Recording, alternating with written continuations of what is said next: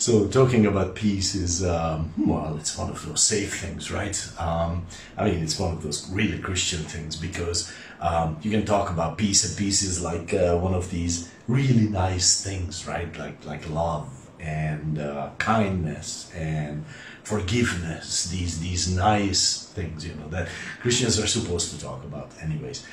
So we're talking about peace these mornings, and welcome back, or welcome for the first time. But either way, you know, then you ask something a little deeper as a Christian, and then all of a sudden you start sweating, you know, about the whole thing, because all of Christianity is like that. You speak about love, but then you ask, it's wonderful, it's beautiful, it's pretty, and then you ask a deeper question, and then, oh wow, you know, you love the thought of forgiveness as long as you receive it, but then you have to give it, and then all of a sudden, ooh, you know, it's like, that's not so easy. So thinking about the peace of God is very similar, like, especially because of verses like this. 1 Thessalonians 5:23 says, the God of peace, and we have mentioned that already, that our God is the God of peace, so that's wonderful news. So in heaven it's not going to be wars and fights and turmoil and struggles and revolutions and whatnots, because the nature of God is such that there is peace. So yippee, that's a good way to start the morning, I think. But let me read the verse. The very God of peace sanctify you holy, and I pray, God, your whole spirit and soul and body be preserved blameless unto the coming of our Lord Jesus Christ. So the God of peace sanctify you holy. So it's interesting. So can we experience the peace of God without God's sanctification in our lives? And that's one of those questions where we start, you know, sweating and wondering, oh wait, all of a sudden this peace thing, I'm not so sure about it. Because actually that's what it's talking about, that without an actual without God actually taking hold of my heart and moving me towards Him, how else could I be at peace? Let me just read one more verse. This is Romans 2:15, I think.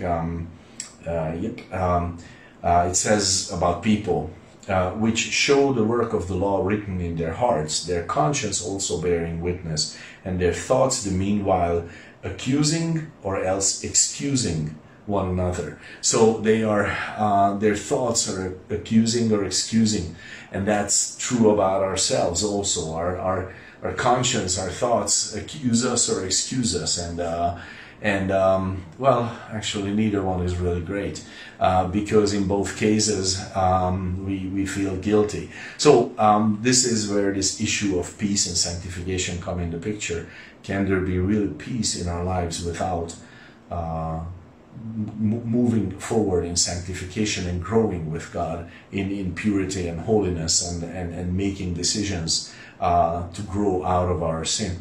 So and the answer is yes, we can have peace without that. It's you know, it's like if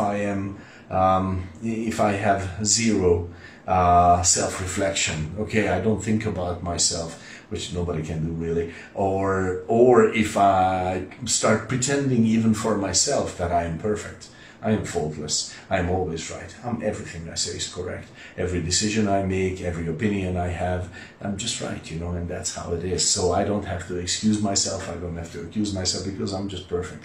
So that false peace, that can happen, but of course it's not real, and it's going to be shattered once it meets reality. But the point is, the only real peace can be this, that God is moving us toward Himself. And as we are growing in Him, the Spirit gives us peace, because we are moving forward in that road, getting to know Him and becoming more and more like Him in our lives as we make decisions to holiness. So that's challenging, and also I think very encouraging. God bless your day with that truth.